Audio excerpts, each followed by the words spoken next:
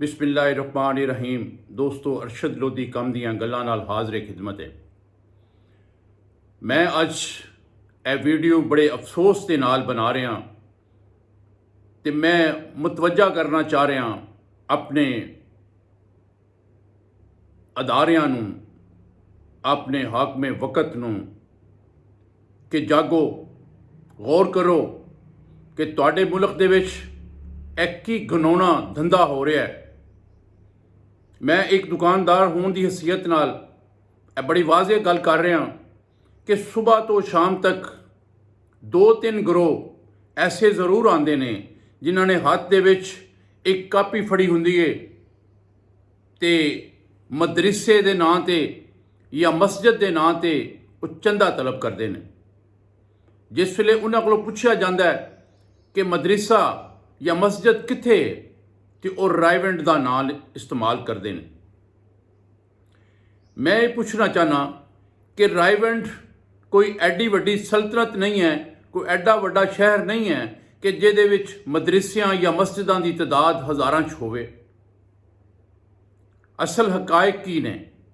असल हकीकत यह है कि ये मौलवियां ने अज एक ड्रामेबाजी शुरू की हुई है कि अपना एक जाली नां रख के, मदरसे का जाली नां रख के, उहदियां कापियां प्रिंट करा के बच्चों नूं तनख्वाह ते हायर करके उन्होंने भेज दिता कि जाओ चंदा इकट्ठा करके लियाओ।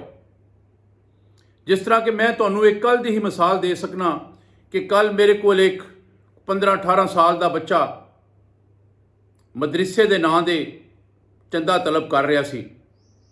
जिस वेले मैं उन्हें पूछा कि तू कित्थों आया तो उन्हें कहा जी रायवंड दे विच मदरसा फलां फलां फलां फलां बड़ा लंबा रख के नाम उन्हें मैनूं दस्सिया। मेरे को 2-3 क्लाइंट खड़े सन। मैं उन्होंने कहा बेटे एक मिनट ठहर, मैं तेनों देना कुछ। मैं उन्होंने क्लाइंटा नूं फारग करके मैं उन्होंने पूछा कि बेटे कितनी तनख्वाह लै रहे हैं। उन्हें मेरे नाल बड़े गौर नाल मेरे नाल देखा, कहंदा जी की मतलब, मैं तो मदरसे की ते मस्जिद वास्ते चंदा लैण वास्ते आया, मैं किहड़ी तनख्वाह लेना। मैं उन्होंने जिसले पूछा अपने तरीके नाल, मैं कहा बेटे मैं इस सारे धंधे नूं जानना, मैनू क्लीयर कर कि तू कितनी तनख्वाह लै रहे हैं। तो उन्हें कहा जी कि मैं 15,000 रुपया तनख्वाह लेना। मेरा अगला सवाल ये सी कि सुबह तो शाम तक तू चंदे की मद दे विच किन्ने पैसे इकट्ठे कर लेना। तो उन्हें कहा कि जी मैं 6-7 हज़ार रुपया डेली इकट्ठा करना तो जाके उस मौलवी साहब नूं दे देना जिन्होंने मैनू तनख्वाह ते हायर किया है। जिस वेले मैं उहदा इलाका पूछया तो उन्हें अपना इलाका बहावल नगर दस्सिया। मैं उहदे कोलों काफ़ी लंबा इंटरव्यू लै रहा सा। उन्नी देर दूसरा लड़का जिहड़ा उहदे नाल सी वो बाहर खड़ा सी, जिहड़ा उहदी रैकिंग करदा है, उहदी निगरानी करदा है, वो भी अंदर आ गया। उन्हें भी आके अस्सलाम वालेकुम कहा। तो जिस वेले उन्हें देखा कि मैं उहदे नाल सवालो जवाब कर रहा, वो भी खड़ा हो गया। मैं उन्हें पूछा बेटे तुम भी इहदे नाल है? उन्हें कहा जी मैं भी नाल है इन्हां दे। मैं कहा तू कितनी तनख्वाह लेना है? कहंदा नहीं जी मैं तनख्वाह नहीं लेंदा, मैं स्टूडेंट हाँ, मैं उहदे कोलों तलीम हासिल कर रहा। मैं क्या ठीक है। मेरू सारा धंधा समझ आ गया कि एक अपना स्टूडेंट और एक तनख्वाह ते हायर किया लड़का वो भेजदा है, और इहो जे 1-2 नहीं कम अज़ कम 20 गिरोह वो पर डे ते भेजदा है, ड्यूटियां ला दिंदा है कि तुसी अज बहरिया टाउन चले जाओ, तुसी लेक सिटी चले जाओ, तुसी फलान जगह ते चले जाओ, तुसी फलान जगह ते चले जाओ। मुख्तलिफ इलाकों उन्होंने लोग लड़कियां नूं भेज दिंदा है।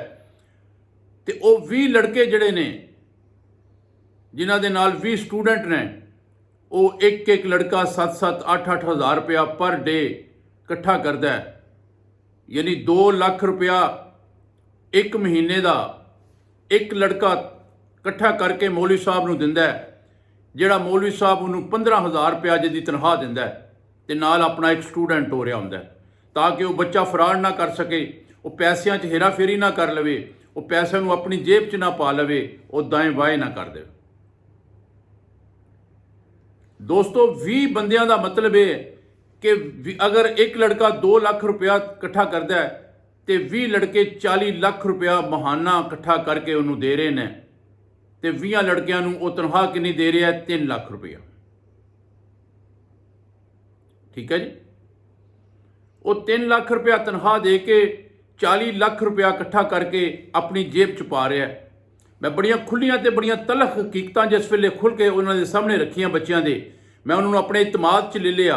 ਮੈਂ ਉਹਨਾਂ ਨੂੰ ਕਿਹਾ, ਬੱਚੇ ਇਹ ਜਿਹੜੇ ਮੌਲਵੀ ਨੇ ਇਹ ਆਪਣੀਆਂ ਅਯਾਸ਼ੀਆਂ ਦੀ ਖਾਤਰ ਤੁਹਾਨੂੰ ਮੰਗਣ ਤੇ ਇਹਨਾਂ ਲਾ ਦਿੱਤਾ ਹੈ, ਜਿਹੜਾ ਕਿ ਬਹੁਤ ਮਕਰੂਹ ਕਿਸਮ ਦਾ ਧੰਦਾ ਹੈ। ਇਸਲਾਮ ਦੇ ਵਿੱਚ ਇਹਦੀ ਮਮਾਨਤ ਹੈ, ਐਸਾ ਕਰਨਾ ਜਿਹੜਾ ਜਾਇਜ਼ ਨਹੀਂ ਹੈ।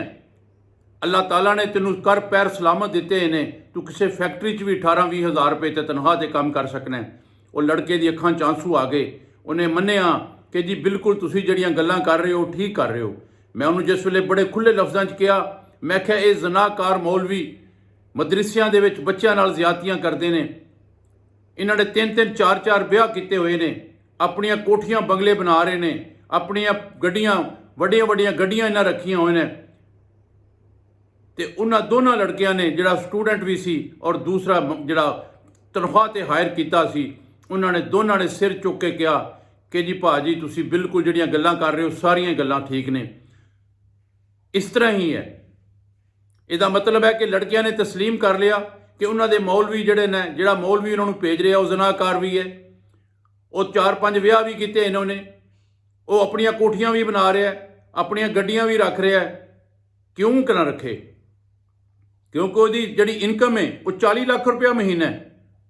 40 ਲੱਖ ਰੁਪਇਆ ਮਹੀਨਾ ਦੇ ਕਿਸੇ ਮਿਲ ਓਨਰ ਦੀ ਤਨਖਾਹ ਜਿਹੜੀ ਹੈ ਇਨਕਮ ਵੀ ਨਹੀਂ ਹੈਗੀ। ਅਸੀਂ ਕਰੋੜਾਂ ਰੁਪਇਆ ਲਾ ਕੇ ਕਾਰੋਬਾਰ ਕਰਨੇ ਆ, ਸਾਡੀ ਸ਼ਾਮ ਨੂੰ ਸੇਲ 20,000 ਰੁਪਇਆ, 20,000 ਸੇਲ ਦੇ ਵਿੱਚੋਂ ਅਸੀਂ ਕੀ ਬਚਤ ਕਰਾਂਗੇ? 2,000 ਰੁਪਇਆ। ਉਹ ਬੰਦਾ ਕੋਈ ਪੈਸਾ ਨਹੀਂ ਉਹਨੇ ਲਾਇਆ, ਕੋਈ ਇਨਵੈਸਟਮੈਂਟ ਨਹੀਂ ਉਹਨੇ ਤਨਖਾਹ ਮਹੀਨੇ ਬਾਅਦ ਦੇਣੀ ਹੈ, ਲੇਕਿਨ ਉਹਨਾਂ ਸਿਰਫ ਇੱਕ ਜਾਲੀ ਕਾਪੀਆਂ ਬਣਵਾ ਕੇ ਜਿਹਦੀ ਕੀਮਤ ਸਿਰਫ 1,000-1,200 ਰੁਪਏ 'ਚੋਂ ਕਾਪੀਆਂ ਬਣਾ ਲੀਆਂ ਔਰ ਉਹਨੇ ਲੜਕਿਆਂ ਨੂੰ ਹਾਇਰ ਕਰਕੇ ਭੇਜ ਦਿੱਤਾ। ਉਹ 40 ਲੱਖ ਰੁਪਇਆ ਇਕੱਠਾ ਕਰ ਰਿਹਾ ਮਹੀਨੇ ਦਾ। ਮੈਂ ਪੁੱਛਣਾ, ਕਿੱਥੇ ਨੇ ਸਾਡੇ ਅਦਾਰੇ, ਕਿੱਥੇ ਨੇ ਸਾਡੇ ਹੁਕਮਰਾਨ ਕਿ ਉਹਨਾਂ ਦੀਆਂ ਅੱਖਾਂ ਖੁੱਲ੍ਹਣ, ਉਹਨਾਂ ਨੂੰ ਪਤਾ ਲੱਗੇ ਕਿ ਸਾਡੇ ਮੁਲਕ ਦੇ ਵਿੱਚ ਕੀ ਕੀ ਧੰਦੇ ਹੋ ਰਹੇ ਨੇ। ਇਹ ਗਰੋਹ ਰਹੀਮ ਯਾਰ ਖਾਨ ਵਾਲੀ ਸਾਈਡ ਤੋਂ, ਇਹ ਪਾਕਪਤਨ ਵਾਲੀ ਸਾਈਡ ਤੋਂ, ਇਹ ਬਹਾਵਲ ਨਗਰ ਵਾਲੀ ਸਾਈਡ ਤੋਂ, ਇਹ ਬਹੁਤ ਜ਼ਿਆਦਾ ਡੀਜੀ ਖਾਨ ਵਾਲੀ ਸਾਈਡ ਤੋਂ ਇਹ ਮੌਲਵੀ ਹਾਫਜ਼ੇ ਕੁਰਾਨ ਬਣ ਕੇ ਆ ਜਾਂਦੇ ਨੇ, ਤੇ ਉਹਨਾਂ ਦਾ ਆ ਜਿਹੜਾ ਪਹਿਲਾ ਜਗ੍ਹਾ ਹੁੰਦੀ ਏ, ਜਿਸ ਤਰ੍ਹਾਂ ਸਾਡੇ ਪਾਕਿਸਤਾਨੀ ਕੋਸ਼ਿਸ਼ ਕਰਦੇ ਨੇ ਕਿ ਅਸੀਂ ਅਮਰੀਕਾ ਚਲੇ ਜਾਈਏ ਤੇ ਉੱਥੇ ਜਾ ਕੇ ਪੈਸੇ ਲੁੱਟੀਏ, ਇਹ ਜਾ ਕੇ ਪੰਜਾਬ ਦੇ ਲਾਹੌਰ ਸ਼ਹਿਰ ਦੇ ਵਿੱਚ ਆ ਜਾਂਦੇ ਨੇ ਔਰ ਇਹਨਾਂ ਨੂੰ ਬਿਹਤਰੀਨ ਇੱਕ ਮੌਕਾ ਮਿਲ ਜਾਂਦਾ ਹੈ ਕਿ ਅਸੀਂ ਜੀ ਹਾਫਜ਼ੇ ਕੁਰਾਨ ਆ, ਕੋ ਮਸਜਿਦ ਬਣਾਉਣ ਵਾਸਤੇ ਮਦਰਸਾ ਸ਼ੁਰੂ ਕਰ ਲੈਂਦੇ ਨੇ, ਪੈਸਾ ਸ਼ੁਰੂ ਕਰ ਲੈਂਦੇ ਨੇ ਔਰ ਇਹ ਪੈਸੇ ਇਕੱਠੇ ਕਰਕੇ ਇਹ ਬਹੁਤ ਵੱਡੇ ਜ਼ਿਮੀਂਦਾਰ ਬਣ ਜਾਂਦੇ ਨੇ, ਨਵਾਬ ਬਣ ਜਾਂਦੇ ਨੇ, ਇਹਨਾਂ ਦੇ ਥੱਲੇ ਪਰਾਡੋ ਆ ਜਾਂਦੀਆਂ ਨੇ, ਇਹ 4-4 ਵਿਆਹ ਕਰਕੇ ਇੱਥੇ ਅਯਾਸ਼ੀ ਕੁੱਟਦੇ ਨੇ। ਤੇ ਖੁਦਾਰਾ ਮੇਰਾ ਵੀਡੀਓ ਬਣਾਉਣ ਦਾ ਮਕਸਦ ਸਿਰਫ ਇਹੀ ਸੀ ਤਾਂ ਕਿ ਮੇਰੇ ਅਦਾਰਿਆਂ ਨੂੰ, ਮੇਰੇ ਹੁਕਮਰਾਨਾਂ ਨੂੰ ਇਹ ਪਤਾ ਲੱਗ ਸਕੇ ਕਿ ਇਹ ਲੋਕ ਜਿਹੜੇ ਨੇ, ਇਹ ਜਿਹੜੇ ਅੱਲਾ ਦੇ ਨਾਂ ਤੇ ਔਰ ਅੱਲਾ ਦੇ ਕੁਰਾਨ ਦੇ ਨਾਂ ਤੇ ਇਹ ਧੋਖਾ ਕਰ ਰਹੇ ਨੇ, ਫਰਾਡ ਕਰ ਰਹੇ ਨੇ, ਯਤੀਮ ਬੱਚਿਆਂ ਨੂੰ ਇਕੱਠਿਆਂ ਕਰਕੇ ਉਹਨਾਂ ਕੋਲੋਂ ਮੰਗਣ ਦਾ ਕੰਮ ਕਰਾ ਰਹੇ ਨੇ। ਖੁਦਾਰਾ ਇਹਨਾਂ ਦੇ ਲਗਾਮ ਪਾਓ, ਇਹਨਾਂ ਨੂੰ ਗ੍ਰਿਫਤਾਰ ਕਰੋ, ਇਹਨਾਂ ਦਾ ਸਤਾਬ ਕਰੋ, ਇਹਨਾਂ ਕੋਲ ਪਤਾ ਕਰੋ ਕਿ ਇਹ ਅਰਬਾਂ ਰੁਪਇਆ ਇਕੱਠਾ ਕਰਕੇ ਇਹ ਕਿੱਥੋਂ ਲੈ ਰਹੇ ਨੇ, ਕਿੱਥੋਂ ਇਹਨਾਂ ਦੀ ਇਨਕਮਾਂ ਆ ਗਈਆਂ ਨੇ। ਪਿੱਛੇ ਜੀ ਇੱਕ ਕਰਾਚੀ ਦੇ ਇੱਕ ਆਲਮ ਸਾਹਿਬ ਸਨ, ਉਹ ਫੌਤ ਹੋ ਗਏ ਜਿਸ ਵੇਲੇ, ਤੇ ਜਿਸ ਵੇਲੇ ਉਹਨਾਂ ਦੀ ਜਾਇਦਾਦ ਦਾ ਬਟਵਾਰਾ ਹੋਣ ਲੱਗਾ ਤੇ ਪਤਾ ਲੱਗਾ ਕਿ ਉਹਨਾਂ ਦੀ ਜਾਇਦਾਦ ਕਰੋੜਾਂ 'ਚ ਨਹੀਂ ਅਰਬਾਂ ਰੁਪਇਆਂ 'ਚ ਹੈ। ਉਹ ਦੋਸਤੋ, ਇੱਕ ਮਦਰਸੇ ਦਾ ਆਲਮ ਜਿਹੜਾ ਹੈ ਉਹਦੀ ਕਰੋੜਾਂ ਰੁਪਇਆਂ ਦੀ ਜਾਇਦਾਦ ਕਿਸ ਤਰ੍ਹਾਂ ਬਣ ਗਈ? ਕਿਹੜੀ ਉਹਦੇ ਇਨਕਮ ਹੈ, ਕਿਹੜਾ ਸੋਰਸਸ ਹੈ ਉਹਦੇ ਕੋਲ ਕਿ ਉਹ ਕਰੋੜਾਂ ਰੁਪਇਆ, ਅਰਬਾਂ ਰੁਪਇਆ ਇਕੱਠਾ ਕਰ ਲਿਆ ਉਹਨੇ। ਔਰ ਉਹਨਾਂ ਦੀ ਸ਼ਾਦੀਆਂ ਦੀ ਤਾਦਾਦ ਤੁਸੀਂ ਚੈੱਕ ਕਰੋਗੇ ਕਿ ਵੀ ਜਿਹੜਾ ਉਹ 4-5 ਸ਼ਾਦੀਆਂ ਤੋਂ ਘੱਟ ਸ਼ਾਦੀਆਂ ਨਹੀਂ ਉਹਨਾਂ ਦੀਆਂ ਹੋਣਗੀਆਂ। ਪਾਕਿਸਤਾਨ ਦੇ ਵਿੱਚ ਗੁਰਬਤ, ਬੇਰੋਜ਼ਗਾਰੀ ਔਰ ਇਹ ਜੋ ਕੁਝ ਵੀ ਹੋ ਰਿਹਾ ਹੈ ਉਹਦੇ ਪਿੱਛੇ ਕੀ ਹੋ ਰਿਹਾ ਹੈ? ਇਸਲਾਮ ਦੇ ਨਾਂ ਤੇ ਇਹ ਦਹਿਸ਼ਤਗਰਦ ਪੈਦਾ ਕਰ ਰਹੇ ਨੇ ਔਰ ਲੋਕਾਂ ਦੇ ਬੱਚਿਆਂ ਨੂੰ ਮੰਗਣ ਤੇ ਲਾ ਕੇ ਆਪਣੀਆਂ ਜੈਸ਼ੀਆਂ ਪੂਰੀਆਂ ਕਰ ਰਹੇ ਨੇ। ਤੇ ਮੈਂ ਹੁਕਮਰਾਨਾਂ ਨੂੰ ਇਹੀ ਕਹਿਣਾ ਕਿ ਪਲੀਜ਼ ਮੇਰੀ ਇਸ ਗੱਲ ਤੇ ਗੌਰ ਕਰੋ। ਅਗਰ ਮੇਰੀ ਗੱਲ ਹੁਕਮਰਾਨਾਂ ਤੱਕ ਪਹੁੰਚ ਜਾਏ ਤੇ ਪਲੀਜ਼ ਇਹ ਜਿਹੜਾ ਗਰੋਣਾ ਧੰਦਾ ਇਸਲਾਮ ਦੇ ਨਾਂ ਤੇ, ਮਦਰਸਿਆਂ ਦੇ ਨਾਂ ਤੇ, ਮਸਜਿਦ ਦੇ ਨਾਂ ਤੇ ਹੋ ਰਿਹਾ ਹੈ, ਇਹਨੂੰ ਲਗਾਮ ਪਾਈ ਜਾਏ ਔਰ ਉਹਨਾਂ ਜਾਲੀ ਮੌਲਵੀਆਂ ਨੂੰ ਗ੍ਰਿਫਤਾਰ ਕਰਕੇ ਜੇਲ੍ਹ ਦੀਆਂ ਸਲਾਖਾਂ ਪਿੱਛੇ ਕੱਢਿਆ ਜਾਏ ਔਰ ਉਹਨਾਂ ਦੀ तमाम ਜਾਇਦਾਦ, ਉਹਨਾਂ ਦੇ ਅਸਾਸਾਜਾਤ ਜਿਹੜੇ ਨੇ ਉਹ ਜ਼ਬਤ ਕੀਤੇ ਜਾਣ ਤੇ ਮੁਲਕ ਤੇ ਚੜ੍ਹਿਆ ਹੋਇਆ ਕਰਜ਼ਾ ਜਿਹੜਾ ਹੈ ਉਹ ਉਤਾਰਿਆ ਜਾਏ। ਗੱਲ ਪਸੰਦ ਆਈ ਹੋਏ ਲਾਈਕ ਕਰ ਦਿਓ, ਸ਼ੇਅਰ ਕਰ ਦਿਓ। ਕੱਲ ਫਿਰ ਕਿਸੇ ਇਸੇ ਮੌਜੂ ਨਾਲ ਇਨਸ਼ਾਅੱਲਾ ਫਿਰ ਗੱਲ ਕਰਾਂਗਾ। ਅੱਲਾ ਹਾਫਿਜ਼।